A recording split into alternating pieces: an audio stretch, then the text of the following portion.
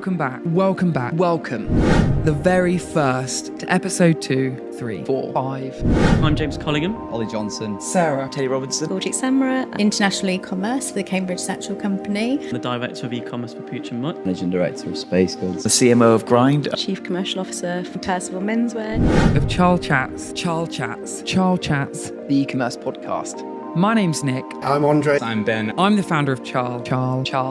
I'm the new business manager at Charle. I'm the membership lead here at Charle, A Shopify agency based here in London. I'm so excited to welcome you to our home for some very open, honest and real conversations with some absolute A players in e-commerce right now. So without further ado, let's do this.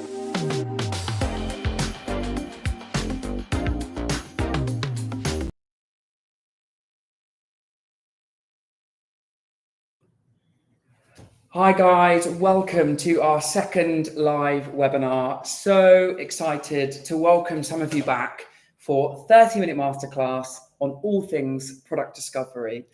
If you don't know me, my name's Nick. I'm the founder of Charle. We're a Shopify Plus accredited agency based here where I'm live in London.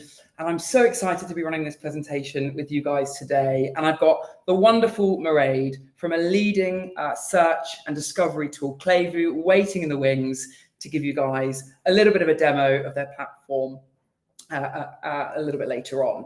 Now, please, throughout the actual talk, submit your questions in the chats and we'll be able to dive straight in at the end for some Q&A, which we're really, really looking forward to. So without further ado, let's dive straight in. So today I'm going to be talking to you guys all about how you can help customers find the right product when they're browsing on site, whether you've got a large product range or a small one. As I said, I'm Nick, I'm the founder of Charle. If you are interested in any of our services that I talk about today, please do let us know and we'd love to have a chat with you. Now, just before I dive into the depths of product discovery and the challenges that we might be facing, I just wanted to spend 30 seconds to tell you a little bit more about who we are and what we do. Now, we're a Shopify Plus accredited agency, and we support merchants in a number of ways from our fully in-house team all across the UK. Now, we support merchants by improving their existing stores with our amazing memberships to give you access to our designers, developers, and our CRO strategists. But we also can support merchants with SEO, email marketing, and SMS too. So if this is of interest, please do drop us an email on hello@charle.co.uk, and a member of the team will come right back, and we're really excited to learn a little bit more.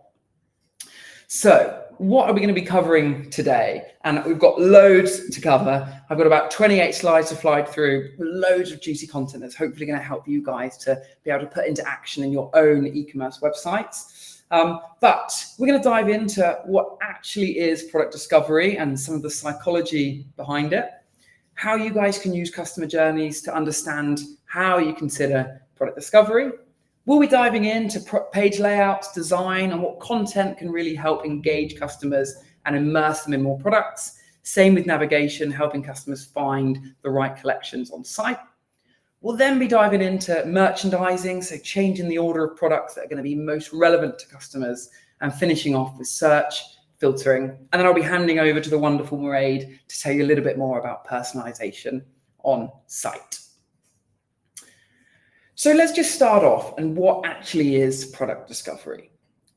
It's kind of what it says on the tin. Product discovery is the process of allowing customers to find A, what they might be specifically looking for, but B, which is super important in current times with acquisition costs being so high, is showing them what they also might be interested in. But we have to take a little bit of a step back in this process. It's very easy for us to kind of just show everything to customers and hope that we're showing the right thing. But we need to get into the minds of the customers so that we can get really powerful with our strategies in showing them the right products at the right time. Now, if we just take a step back to actually how we market to customers, I always see there are kind of two ways that we gain customers on site. There's the demand capture, which is when we know there is a demand for a purchase, for buying. This is typically around like search channels, Google Shopping, etc. So we know they're actively searching for your product. But we've also got demand generation. So this is when we are trying to create demand, whether it's through really powerful ad content and people actually see it and go, actually, yes, I do want to buy it. Now, that's going to be very different for every single marketing channel. And when we think about product discovery, we need to think about the different areas that they're going to land on from the website and where they've arrived. So for example, with your meta ads, for example, they might, if it's a retargeting campaign, they will have seen you before and they'll be more familiar with your brand. So we might consider different pages that we're going to push them to. And then when they do land on site, what products they're going to be seeing.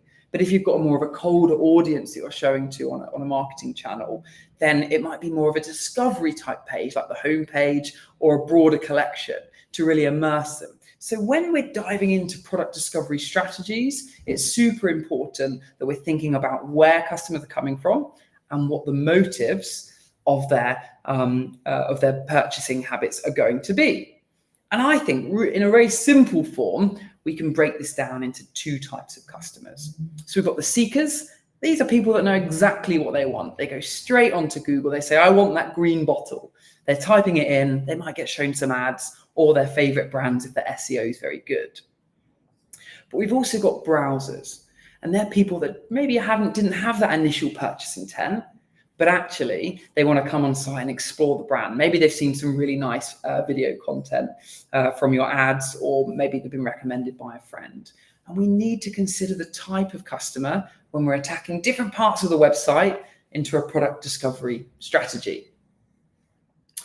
Now, I want to kind of just talk about this really interesting study that was done on a supermarket, which I think was quite interesting, is that we know that the placement of products online influences behavior. We see it loads in the data that we do here at Charle.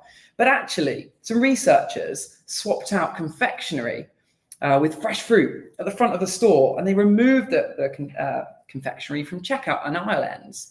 And the results were really interesting. Overall, spend didn't change, which you'd think is crazy, right? Because you think everybody wants to buy sugar. But actually, overall spend did not change. But fruit and vegetable sales grew and confectionery reduced. And then the greatest impact was about 6 months later.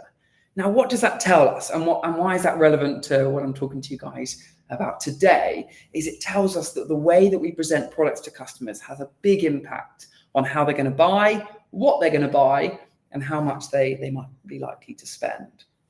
And there is a lot of psychology behind product discovery and the way people buy online.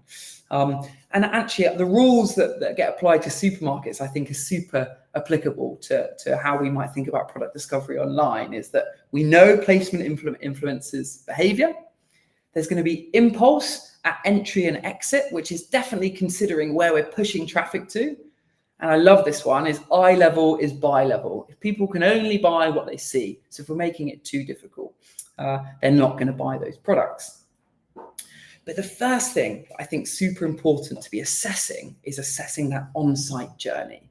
And you can use tools like J4. Head into J4, press behavior, click behavioral flow, and you'll be presented with exactly where most of your traffic is landing and then what they're seeing at each step. This isn't going to tell you loads about what to change, but it's going to allow you to really hone down your focus and say, right, well, if loads of customers are landing on our main men's clothes collection page, then I need to start there and considering how I'm going to display products here. And then if the second page they always look at is a top 3 products, then I need to look at these 3 product pages to assess exactly how I might introduce new products if they're to be able to maximize the exposure that they're getting, whether it's product recommendations, which Mairead will be sharing a little bit more of it later on, or whether it's looking at upsells or complementary products. But we need to consider that journey. So whether that's brand initiated, so that would be maybe from a social channel, seeing some broader content, and then they're landing on the homepage and doing some discovery. Or whether it might be product initiated. So they're landing on site, exploring your navigation, looking around the collections, and then making a decision on whether they're going to purchase. And of course, things like collection initiated journeys. So they might type in a very specific collection in Google and then end up exploring the journey from that level. And we'll be touching on page layout shortly. So what I always say is that every single page of an e-commerce website is an opportunity for them to discover more. We might have a really high intent purchaser that searched a product on Google. They know exactly what they want. But if we present them with more diverse page layouts, like you can see on the far right of a homepage of one of our clients, Cambridge Satchel, then they're much more likely to explore, even if they had that initial intent.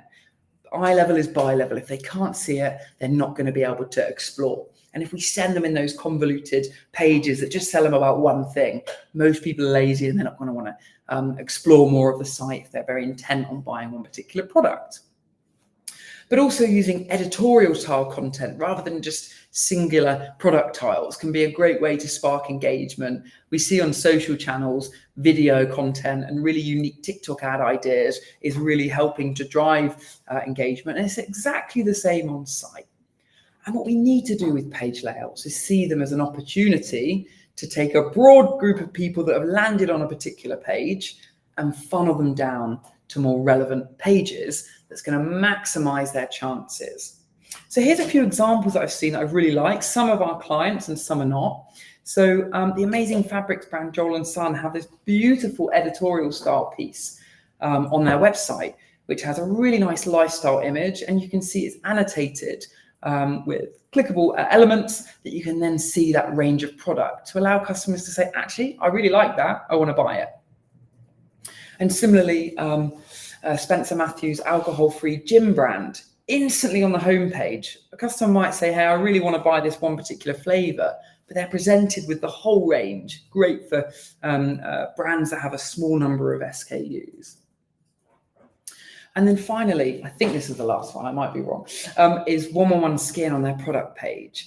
So, customers might get pushed to this one individual product of interest, but as soon as you scroll down, you see the 5-step routine, which has multiple different products presented to the customer, which they may then say, actually, I want to add the step 1 and 2 to my skincare routine. A really innovative way of engaging customers in more of the product range without the stereotypical upsells, if you like. There is one more, I thought there was.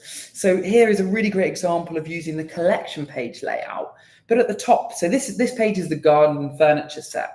But you can see we've also got some additional images that might be of interest before we get to the products. It doesn't take up a huge amount of the real estate of the page, but actually gives that customer a little bit more exposure into that client customer range. Now let's move on to the actual navigation of the site. Something we see really commonly here at the agency is, how do I structure my website navigation to be able to help customers get to exactly the right part? Now, firstly, I would say, see the navigation as a question, because it's saying, hey, what are you interested in? And then we need to really start grouping our product ranges into questions, if you like. Are you a man? Are you a woman? Are you looking for kids? Or are you looking for a bit more about the business? For Pangaea, for example. But this is also a really good opportunity to immerse customers in the range with featured call outs, which might be slightly relevant to the list they see in front of them, but gives them opportunities they might never even clicked on if they hadn't actually seen this featured image that drops down directly within that navigation. But also, I really wouldn't forget how important navigation is to consider within the mobile experience as well. Most of our merchants are seeing 70, 80, if not 90% of customers landing from mobile, especially with social driven content. So really start there first and think, is this the best way for customers to find my product? And then as we move on to merchandising, so this relates to changing the order and display of products. Now, Mairead's going to be sharing us about the amazing power of Klevu and how this can help you. But if you're actually using Shopify's standard collections or maybe some of the apps, have a think about some of these key points. So for example, merchandising is always a commercial decision. Is there a really high margin priority? Have you got products that push to 80% of your revenue and you want to keep doing that? And you can, restock them quickly. Let's get them really high up because they're going to be super important to your business. Also consider your stock levels. If you've got too much of one product and you need to empty that warehouse space, think about how you might place them a little bit higher. But also one thing we see is broad collections that are not relevant and too big. So really try and make sure the collection options you're giving to customers are really relevant with the products they're likely to want to buy, and test it, try it, whether it's using split A/B testing tools or alternatively just trying a few things at a time and learning what works with your customer.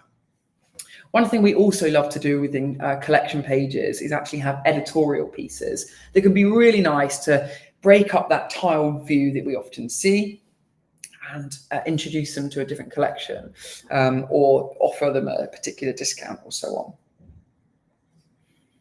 And then we go on to filters. So filters, I think, are one of the things that often get overlooked a lot on an e-commerce site. They've got to be insightful. They've got to be specific, because this is a really high intent customer who starts landing on a collection page and filtering it down to find the product they want. Make sure that you're setting filter options up that are very relevant to the collection. Shopify is great. It's not going to show unrelevant filters if you haven't got them set up or the meta field doesn't exist and so on. So you can really spend a bit of time in creating the right filters for the right collection. Get back into the psychology of your customers and think about what's going to be a good decision for them to have to filter down.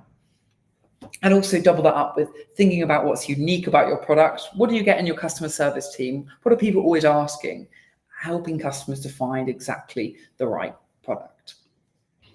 Now, UI can be really powerful with filtering. I absolutely love what Ether did here, whereby they've got some really nice imagery directly within their filtering. It slides in, it works great on mobile. It's got really intuitive UI to see how many filters you've got applied, so customers can really get a feel for the range. So here they're really talking about regular fit, breathable garments, and so on, with some nice intuitive icons as well. And House Monty here has obviously got the color swatches, brings that visual touch to the page and really uplifts that brand feel and makes it super obvious for customers to find exactly what they're looking for. And last but not least, actually I think we have one more, but the slides are long, so bear with me, is talking about how we can really optimize search. We know that customers who are using search are 3 to 5 times more likely to convert. So they are a really valuable segment of your customers. But use your searches to inform what people are interested in. If you're getting loads of customers searching for one particular product and you're not merchandising it high in your collections, maybe you should think about that. But also look at the no results tab in many of the search platforms such as Klevu or Shopify, because it's a great way to understanding what people think you should have on your site. You might want to look at your product range based on that data. Synonyms and misspells are a brilliant way to capture those customers that are searching for something which might then get displayed no results if they typed it in wrong. And it's absolutely vital to make sure that we've got a really strong design in our search process. I'm going to show you a couple of examples.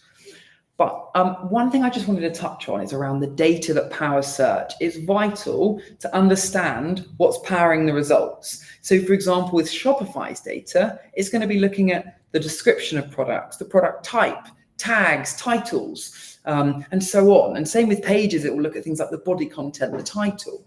So you might want to change the way you write product titles to be more search friendly on site, to really help customers. Remember, they convert 3 to 5 times higher than non-search customers. But actually, as soon as search is touched, having a drop down that has top searches, or maybe immersing customers in products straight away before they've even started typing, and having that real-time results can be a super powerful way to engage more customers and help them find exactly the right product. And then lastly is having that open search bar, up to 47% higher conversion for customers using search if the search bar is open rather than a closed icon. Super, super powerful. So that comes to the kind of end of my little masterclass and top tips on how you can help customers find products on site, and a few top tips around page layout, search, filtering. If you have got any questions, please do pop them into the chat, and we'll be absolutely doing a bit of a Q&A a little bit later on. But now is the time where I'm super excited to welcome Mairead, who's waiting in the wings. So let me just bring in Mairead. Hello, Mairead. Hello, Nick. Thank That you was so a much. that was a whistle-stop tour in 20 minutes. I feel like I've just absolutely spoken at everybody. So I'm sorry for everyone that's like, oh my God, I've just been hit by so much. But you're going to be sharing a little bit more about the amazing power of Klevu, right, Mairead? Absolutely, yes. And that was very insightful, Nick. Hard act to follow. Awesome. Well, Mairead, I'm going to leave you shortly and I'll be right back for the Q&A, but we're really excited to learn a little bit more about the power of Klevu. Perfect. Thank you so much, Nick. So, hi everyone. My name is Mairead and I head up EMEA partnerships at Klevu. Klevu is a leading AI product discovery platform. We've been around since 2013 and work with loads of brands across different platforms, territories, and verticals as well. So we exist to democratize product discovery in online retail. So we're specifically built for e-commerce. So everything we're doing is with e-commerce conversion rate optimization at the forefront of everything that we're building out in the product roadmap. And our mission is to take retailers from that typical standard site conversion rate all the way up to Amazon site conversion rate through our full product discovery suite that includes smart search, smart category merchandising, smart recommendations, and we've recently launched Moi, which is a conversational virtual assistant mimicking that in-store experience that you would get. And these are the typical uplifts that we see when people move to Klevu. So the first thing I just want to point out is sometimes I think it gets overlooked at how much product discovery is really covering on site. So it goes across landing pages, there's a drop-down overlay, product listings, product detail. So it's really important that you're able to, as Nick said, help customers find the right products when they land on site. And as we know, acquisition costs are now higher than ever. According to Forrester, product discovery is best served by standalone solutions. So customer expectations are really rising. They're expecting that Google or Amazon-like experience on your site as well. And with competition, also rising, it's really important that you're able to deliver a great customer experience and differentiate amongst your competitors as well. And product discovery can definitely help you with that. So just to go into, why someone might look at a third party as opposed to adopting like a native solution is just an example here with search. So here you can see different queries, and for a human, it's really easy to understand what the difference in meaning is in all of these different cases. I didn't mean that as a pun. But here, as you can see, the intent is very different. But for a machine, this is very hard to understand that intent and deliver highly relevant products. And we've done a study at Klevu, and from all the brands we analysed, we saw that 75% of brands either showed irrelevant or zero results for these more kind of natural language style queries. So it is really an amazing point to differentiate yourself amongst your competitors if you can get product discovery right. So first of all, I'm going to be focusing more on the search side of things. So at Klevu, we really believe that relevancy drives revenue. So as Nick was saying, make search that primary route of navigation, expose it on site. But if you're going to do that, make sure your search works. Otherwise, it's going to lead to disappointment and dissatisfaction from your customers. So this is our AI labs section. So this just showcases what we're kind of doing in the back end with the AI, with the natural language processing. So Klevu can handle things like misspellings out of the box. Nick was talking about, being able to go in and manually add in synonyms. And again, this is something that Klevu provides out of the box. So if I'm looking for something like couch, Klevu knows that that could also mean sofa. If I'm looking for something like outdoor, we can add in these contextually relevant synonyms to really broaden the depth and coverage of products that people are able to find and don't match on a, just a keyword basis. We can understand longer, more complex tail queries as well and really extract the noun intent and then show highly relevant results. We can do things like price parsing automatically, measurement normalization. And finally, as well, just something I want to touch on for on the fashion and kind of home vertical is we're able to enrich the product catalog as well with contextually relevant synonyms from a color-based perspective as well. So I'm just going to show a longer tail query on Paul Smith, one of our clients. So if I'm searching for men's blue blazer under £500, Klevu is able to understand that blazer is the noun, so that should be given the highest priority. Blue has also been enriched. So I'm seeing light blue, I'm seeing navy. Men's is obviously a filter in terms of gender, and then between that price passing of 1 to 500. So really showcasing to your most high intent customers those really relevant products, because we know that people who search are 3 to 5 times more likely to convert. Now, just going back to some other points as well. So some other USPs are around AI. So Klevu is automatically pushing the products that are the most clicked and converted. So your customers are always seeing, those best-selling products that they will be most likely to convert. We then add a layer of personalization on top of this as well, which means that customers are able to see products based upon shared attributes or shared tags within that product catalog.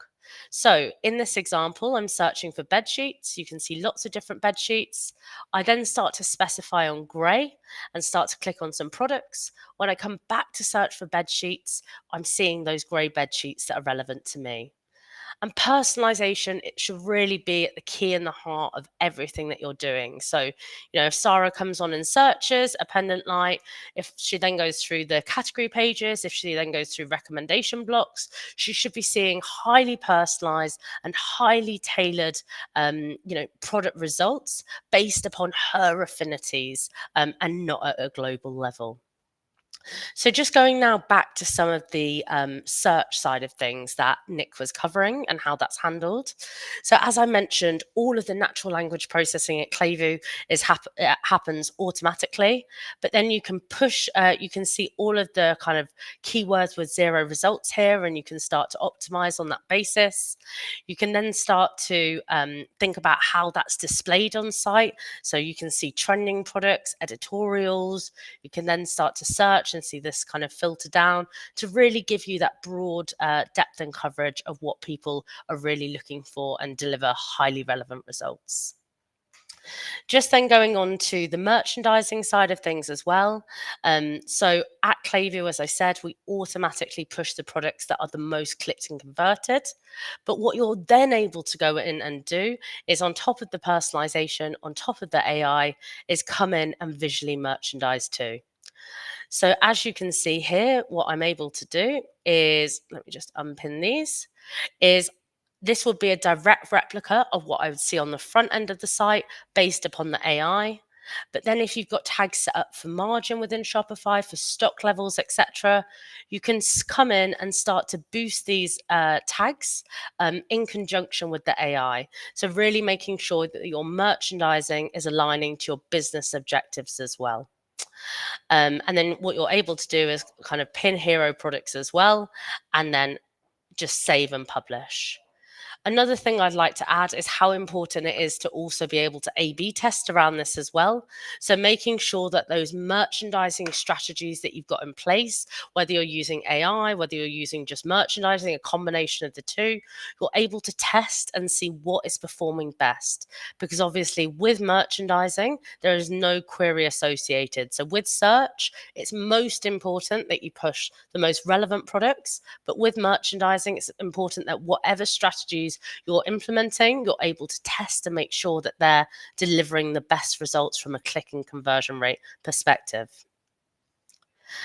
Another point then to also, that's super important as well, is making sure that all of this is tying in with your product recommendations on site. So when a shopper is going through search, through merchandising, through recommendations, whichever way they choose to navigate the site, you deliver the most relevant product results. So with recommendations, again, you're able to push recommendations that are trending, that are new arrivals, that have similar products. As you can see here, you can come in and you can visually merchandise, you can push based upon tags within Shopify, you can pin products, etc. And just to really make sure that you're able to upsell, you're able to cross-sell, and you're able to deliver kind of relevant results that ultimately increase conversions on site. And then just something to add on that personalization note that I was speaking about. Not only can Klevu look at click-through stream personalization through our own product discovery suite, but within recommendation blocks, you can also use segmentation from Klaviyo in order to dictate what strategies what strategies different segments should be shown. So if I'm a Nike fan, show new arrivals with the filter brand Nike. If I'm discount sensitive, show trending products with the filter tag discount. So you can change up all of the types of products people are seeing based upon what segment they're falling into.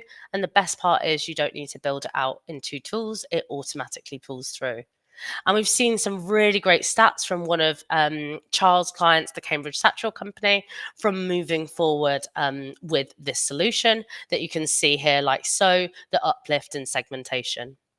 But thank you, Nick. That's wonderful. Back to you.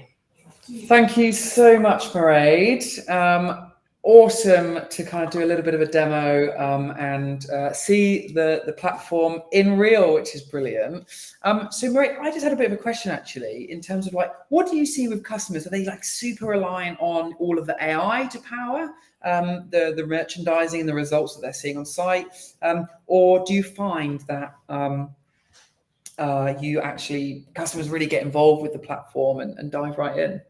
Yeah, so really great question, Nick. So prior to being in partnerships, I was in customer success, and it was a huge range of what people were doing. So some retailers with like smaller merchandising teams really let the AI, really let the personalization kind of rule the show, because they just didn't have that capacity. And we've got great case studies to show how Klevu can increase performance, conversion, etc., when it's just left as is. Whereas with larger merchandising teams, and I know that Sarah from the Cambridge Satchel company, she really likes getting stuck into the platform, being able to input her business objectives and make actionable changes herself alongside the AI. So I think it's important to have a tool that is scalable, whether you're kind of a small, medium brand all the way up to a large enterprise, and be able to have that functionality and flexibility to support that growth. Nice. Well, thank you. Well, we've got one question in the chat. However, one of our amazing merchants we've worked with, Will, has just done a massive shout out saying that our memberships rock. So if you are interested in one of our memberships, please do drop us an email on hello@charle.co.uk. If you're looking for ongoing design, dev, strategy, we'd love to help you. But I promise it's not going to be a shameless sales plug, and we do have a real life question. So we have Victoria asking, one for you, Mairead. Does the AI in Klevu learn over time? Yes, absolutely. So we're continuously learning from customer interaction on site. So what's being clicked, what's converting, over a 30-day window, always moving that needle each and every day. And then the personalization works on a click stream basis. And then, yeah, also for Moi, which I mentioned, which is our new virtual AI assistant. So not only are we using kind of Klevu's own AI, we're also using kind of LLM systems as well, to really kind of expand, the art of the possible, but always within the context of that product catalog. Nice. Well, that brings us to the end of our short Q&A. Thank you all so much for joining us, and thank you, Mairead, for giving up a little bit of your afternoon to tell us more about Klevu.